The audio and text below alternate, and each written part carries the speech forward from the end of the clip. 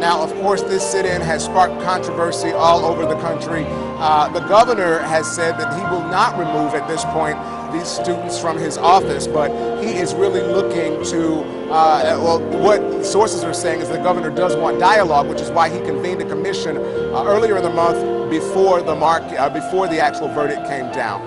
Let's take a look at sit-ins going on across the country. Led by 9-year-old Amon Gabriel, political activists demand to see Florida Governor Rick Scott. He's actually out of the office today, I'm sorry. So they wait, singing in the hallway.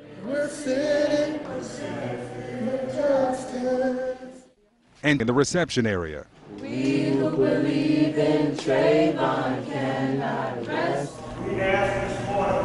For a second day, several dozen members of Dream Defenders stage a sit-in in the state capitol until Governor Rick Scott meets with them.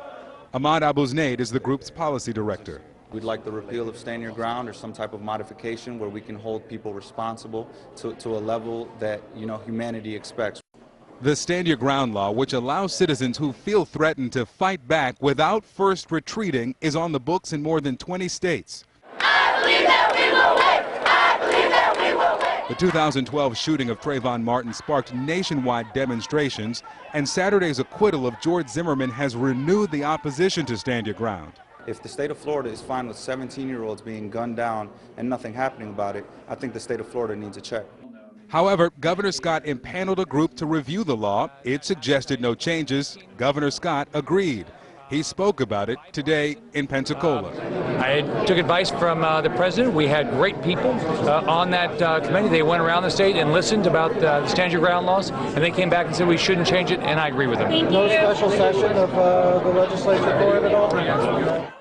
Justice now! Pressure bust pipes. State Representative Alan Williams introduced a bill to overturn Stand Your Ground last session.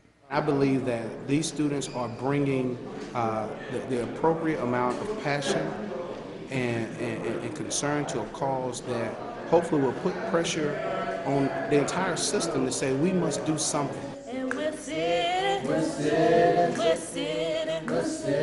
for justice. Peace, y'all. Now, of course, in the aftermath of the Zimmerman verdict, not only civil rights leaders have been talking about the verdict that came down, but also elected officials. And the highest in America, Barack Obama, had something to say through his press secretary, Jay Carney.